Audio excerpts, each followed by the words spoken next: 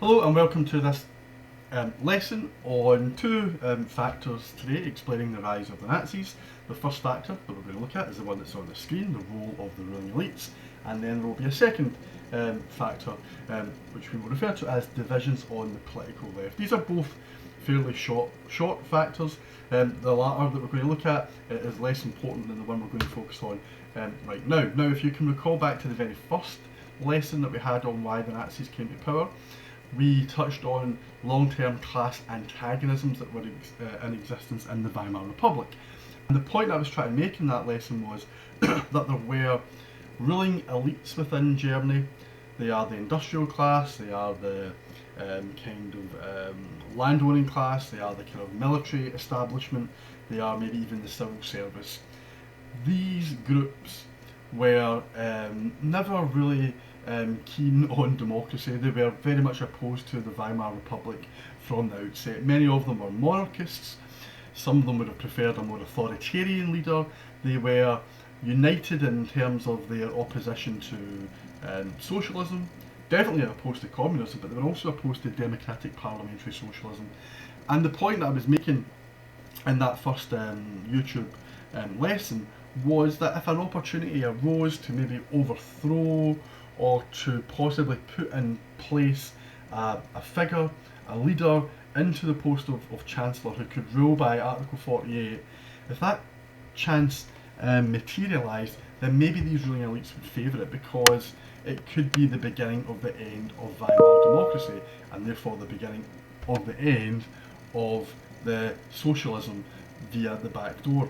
Parliamentary legislation passed that would be beneficial to the working class. If that leader was someone who had mass support, then even better.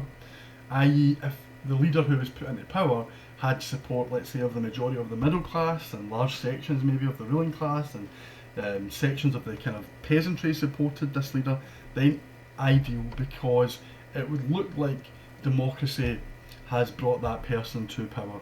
And then once that person is in power, democracy can start to be dismantled. Now, the point I was making as well back in that first lesson was Hitler was not on the lips of these ruling elites. He was not the person that they would look to, and that is because in the 1920s, in the mid-1920s, Hitler was a bit of a nobody, right? He was in prison obviously for a year. When he gets out of prison, his focus is on rebuilding the Nazi party. He is not a figure who receives much national attention, and you know that it's not until the 1930 election that the Nazi vote shoots up dramatically. So prior to the Great Depression, Hitler really was a political non-entity. Now, when we get to 1932, when the Nazi Party are the largest party, with 37% of the vote in July, it drops a little bit to 33% in November of 1932, but they're still the largest party in the Reichstag. It becomes apparent to these ruling elites that maybe the person that they have to put in power, not just to solve the economic crises, but to maybe start this process of limiting democracy within Germany, that person might be Hitler. Hitler might become all of a sudden useful to the ruling elites. This diagram here has 5 pictures of German politicians. They are Hermann Müller, who you can see here. They are Heinrich Brüning, who you can see here. Müller was a socialist and Brüning was a Catholic Centre Party member. When it comes to pointing the finger at who was responsible for appointing Hitler as Chancellor, and obviously we all know what happens once that is done, can we really point the finger at Müller, who was a socialist Chancellor at the time of the Great Depression, at the time of the economic crisis, at the time of the Wall Street crash? I think it's a little bit unfair to blame Müller, but the reason I've included him in this little section is because when Müller decides to resign in 1930, if you can cast your mind back to the second lesson that we did on economics, when Müller decides to resign, he doesn't know it, but what he's doing is setting in motion the beginnings of the end of Weimar democracy. Müller is the last proper democratic leader of Germany. When he resigns, he thinks that maybe a new election in 1930 might be beneficial to the Socialist Party, and they would be able to rule not as a coalition government but as a majority government, and therefore the Socialist Party could do what they want and they could implement more radical left-wing policies. That doesn't happen. What does happen is that Mueller, if you can recall back to that second lesson, is replaced by Brüning, who is a conservative Catholic Centre Party politician who is also rather opposed to Weimar democracy, and he's also a German nationalist. So when Brüning comes to power, he's in power for a couple of years, he is doing the work, if you like, of other elites. The question is, who are these other elites? Well, they are people who are associated with this guy here, President Hindenburg. They are Hindenburg's coterie of individuals, a circle that kind of surrounds Hindenburg. One of these individuals is General von Schleicher, who is the link between the military and the civilian government, the kind of cabinet. And Schleicher has a lot of power over Hindenburg. Hindenburg's getting on in years, therefore he's open to influence from those who surround him. And it's Schleicher who's kind of fairly happy for Brüning to get the post of Chancellor. But as you have already noted, right, again this is lesson 2 that you have already studied, once Brüning was in power, Article 48 was used again and again and again, and Weimar democracy was being undermined long before Hitler comes to office in January of 1933. So the question I want to raise is, who's responsible for Hitler coming to power? Because remember, based on the terms of the Weimar Constitution, the Chancellor is appointed by the President, right? Only the President can appoint the Chancellor. Now right away that might suggest that you're going to point the finger directly at President Hindenburg. Hindenburg is the only person who can appoint Hitler, and that is what he does on January 30th, 1933. So maybe we shouldn't be looking at Mueller, right? I said we can discard him as a individual being directly responsible. Maybe indirectly over the long term he has some part, but he does not want Hitler to come to power, obviously. He's a socialist and despises the Nazis. Brüning, although he is someone who works with Hindenburg, also despises the Nazis and Hitler. In fact, Hindenburg himself disliked Hitler. He famously refers to him as a Bohemian corporal. He looks down his nose at him and thinks that Hitler is beneath him in military terms and therefore is not someone fit for office. Now Hindenburg, even though he's anti-democratic, right, doesn't like the Weimar Republic, over the course of his time in power from 1925 up until 1933, he does take his job seriously. He sees himself as being the figure, the most important figurehead of Germany, and he does want Germany to kind of be a stable country during this period. He does not want economic chaos, he doesn't want political chaos, he doesn't want violence, so he's kind of opposed to the SA violence that Hitler has encouraged throughout the early 1930s. So, although we can point the finger at Hindenburg because he's the man who has to sign the decree that makes Hitler Chancellor, he is reluctantly supporting the idea of Hitler as Chancellor, and he does what he can to stop that happening, because when Brüning leaves office, von Papen is appointed Chancellor, and von Papen in 1932 tries his best to kind of create a government that is stable, but because the Nazis are the major political party in the Reichstag, von Papen struggles to govern. The Nazis just keep walking out of the Reichstag and refuse to agree to any legislation, and therefore von Papen's government falls. And what Hindenburg does is he replaces von Papen with von Schleicher, and von Schleicher has already been behind the scenes manipulating who would be Chancellor and who would not be, and Schleicher was very much opposed to Hitler becoming Chancellor. In fact, Schleicher wanted to try and split or divide the Nazi party between the more right-wing elements of it, i.e. Hitler, and the slightly more, in inverted commas, left-wing elements of it under the leadership of the Strasser brothers. When Schleicher kind of fails to do this, he tries to maybe bring the more moderate, again in inverted commas, moderate elements of the Nazi party into government. When that fails, he becomes Chancellor. Von Papen is disgusted by this. He thinks he's been betrayed by Hindenburg and Schleicher. So what von Papen does is he starts to work out a way as to how he can get back into power, and he meets Hitler and he strikes up a deal with Hitler where von Papen says, I'll be Vice-Chancellor and Hitler can be Chancellor, and he sells this to Hindenburg, and Hindenburg buys it, and Schleicher is obviously slightly astounded at the fact that Hindenburg has now put Hitler into this position. So between Hindenburg, Papen and von Schleicher, we do start to see a pattern developing of what's sometimes referred to as backstairs manipulation, so behind the scenes wrangling as to who should be in power. But all of this kind of petty squabbling, especially between Papen and Schleicher, has rather grave consequences, and the consequences are Hitler coming to power. But I don't want you to think about Hitler being appointed Chancellor as purely being about simply kind of personality differences and personal political ambition of these men that you see here. It is more than that, and that's what I'm going to get to in a second. Here, if you want, in your own time, you can read a little bit of a biography, if you like, of each of these individuals. And, Hindenburg is at the very top, and maybe the individual who is responsible for that key moment of giving Hitler the post of Chancellorship.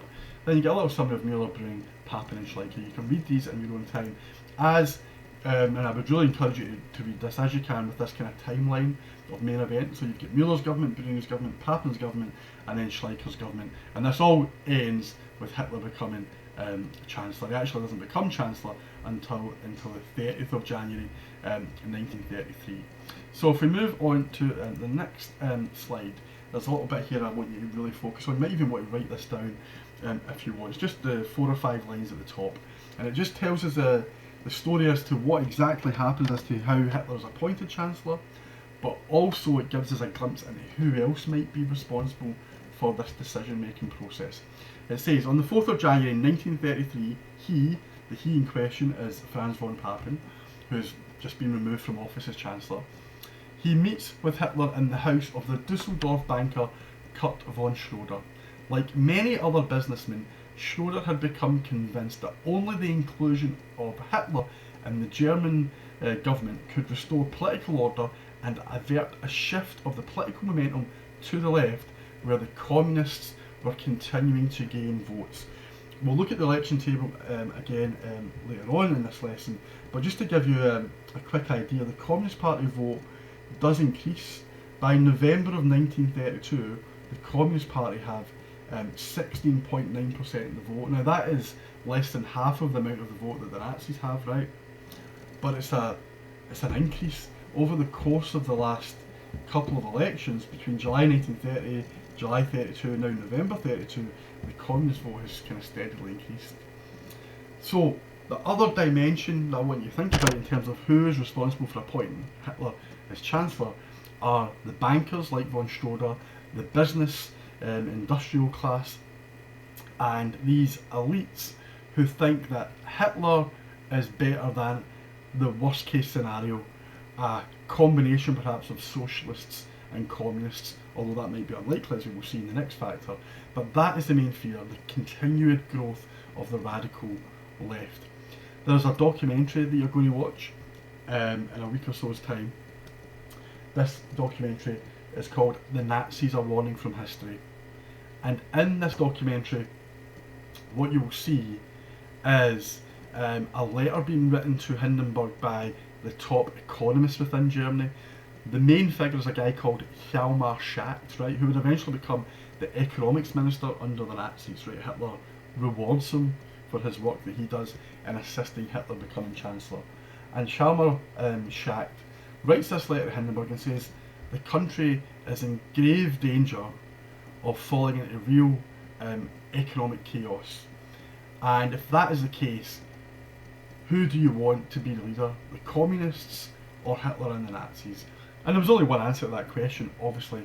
For those on the political right, like Hindenburg, it was Hitler and the Nazis. There is absolutely no understanding or no discussion at all about Hitler's anti-Semitic ideas, plans or intentions, right? This is a question really about politics and economics. Now, one other key figure has to enter the story, and that is the son of Hindenburg.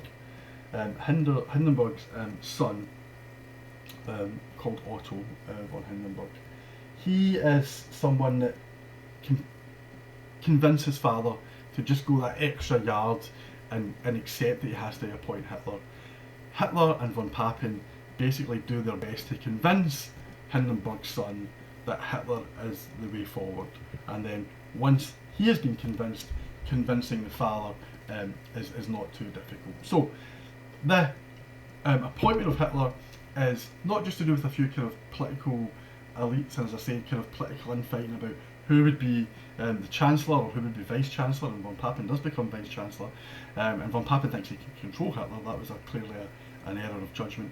But the question is, was it more to do with the entire ruling elite, the entire ruling class, who fear communism, and it's they who want Hitler in power? Not because of what Hitler stands for, in terms of his kind of slightly crazy views on the Volksgemeinschaft or the anti-Semitic views. No, because Hitler is anti-democratic and anti-socialist, anti-communist. That is why he's given the position. There are two very, famous, I guess, renowned historians, British historians, who have written about the Nazis and the rise of Hitler. Richard Evans and Ian Kershaw. I just want to include these little quotes here for you to kind of get their position on why Hitler's appointed. And Evans makes a key point, right? It's a key point that's worth remembering. He says, for all of Hitler's electoral successes, right, and there were many in the period of 30 through to 34, there has never been any doubt that Hitler came into office as a result of a backstairs political intrigue. Well, I disagree with Evans on that. It is not just about fighting between Papen and von Schleicher. The Germans did not elect Hitler Reich Chancellor, we know that, because he has to be appointed by the President, nor did they give their free and democratic approval to his creation for a one-party state. Crucial to the whole process, i.e. Hitler's coming to power, was the way in which democracy's enemies exploited the democratic constitution and democratic political culture for their own ends. That is maybe a bit more true, that there was a desire to remove democracy and the institutions from Germany. Therefore, that's more true than just backstairs political intrigue. So I agree with the second part of Evans' quote. Kershaw says there was no inevitability about Hitler's accession to power. Hitler's rise from humble beginnings to seize power by triumph of the will was the stuff of Nazi legend, right? And we know that's nonsense, right? The Nazis did not storm their way to power. They tried that in 1923 with the beer hall putsch, and it completely failed.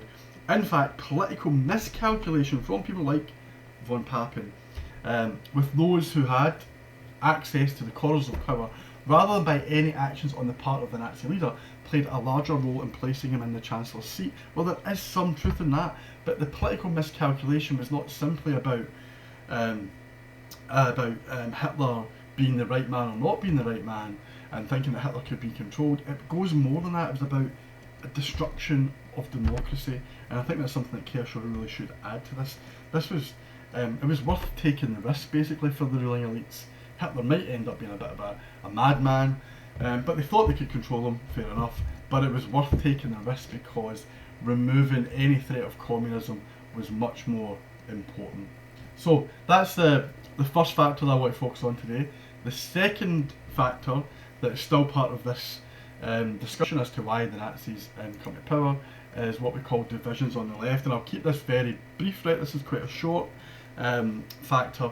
If anybody was ever being assessed on this topic, you wouldn't write too much when it comes to divisions on the left, but it's still worth noting. I think it's an important element of this story. What are the other political parties doing during the 1930s to try and stop the Nazis from coming to power? Well, the answer to that is they're involved in their own form of political infighting. The left have been at odds with each other for well over a decade by the time we get to 1933.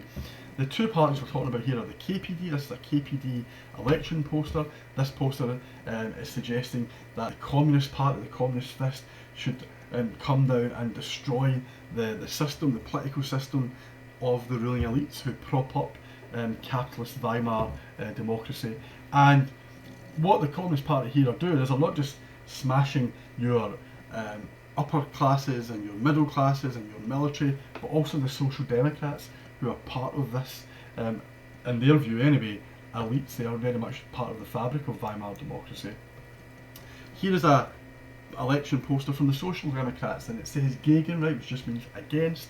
It's against Papen, the monarchist, it's against Hitler, the Nazi, but in the bottom arrow it is also against Ernst Thälmann, who was the leader of the German Communist Party. So the Socialist Party are attacking the Communists, the Communists are attacking the Socialists. Why is this the case? Well, the divisions on the political left can be traced back to World War I. Without going into this in too much detail, the real issue was that at the end of World War One in 1919, in January 1919, the Social Democrats are in power temporarily, but they're in power as a result of the Kaiser abdicating. The leader of the Social Democrats is Friedrich Ebert, and Ebert's government is of the view that if there's not a kind of safe and kind of calm transition towards democracy within Germany, then the Allies might, so that's Britain, France, America, might continue to wage war against Germany.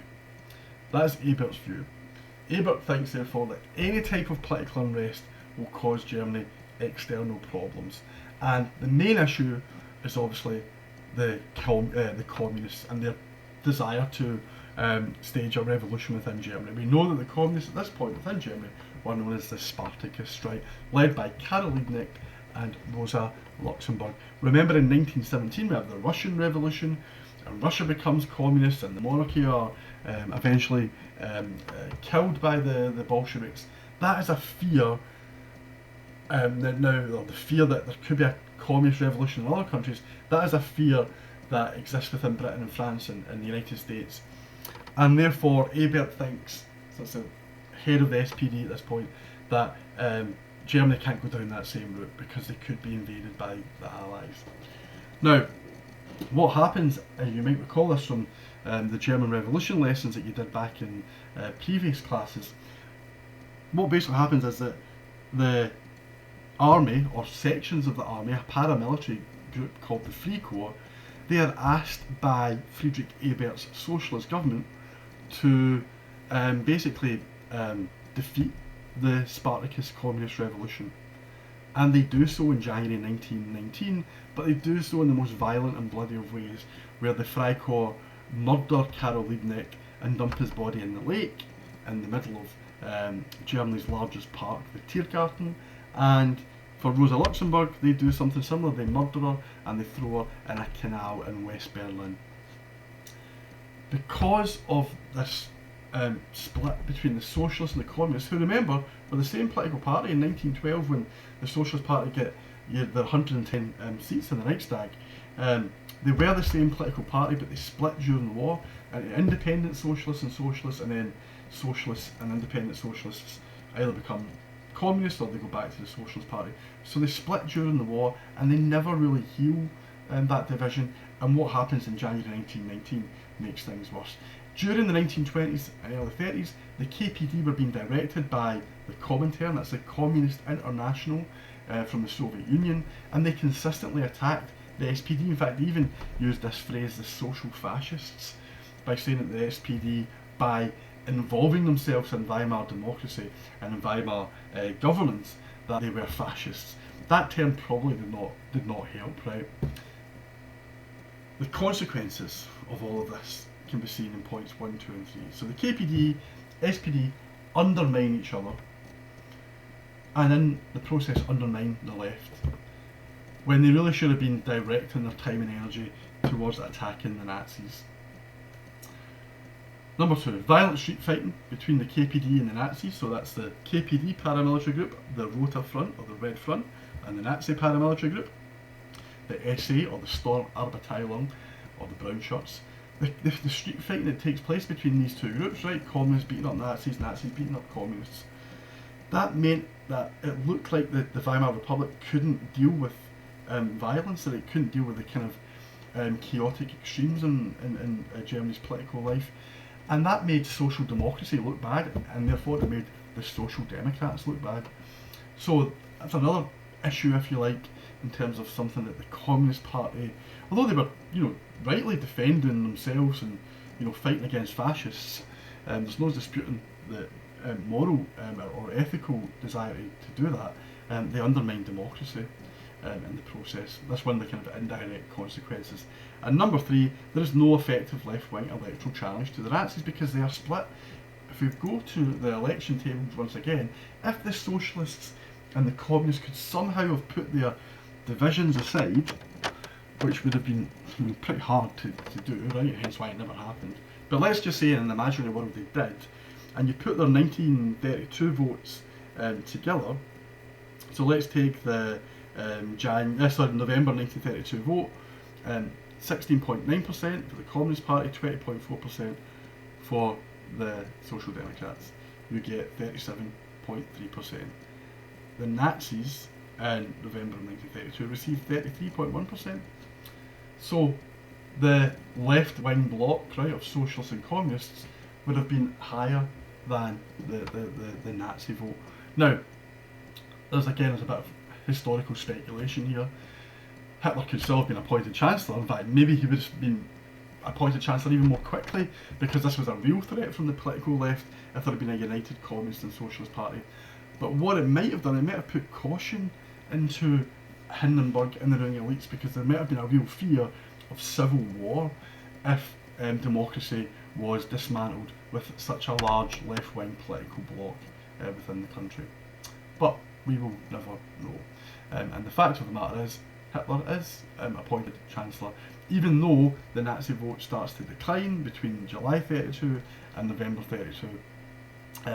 Hitler is appointed in January of 1933, and he's appointed, you could argue, because of all of the factors that you have examined so far, from long-term class antagonism through economic factors, through Nazi ideology and Nazi policy, then onto propaganda, then the role played by these ruling elites, and then these divisions on the left, the lack of effective opposition. And there you have why the Nazis and Hitler come to power. Thank you.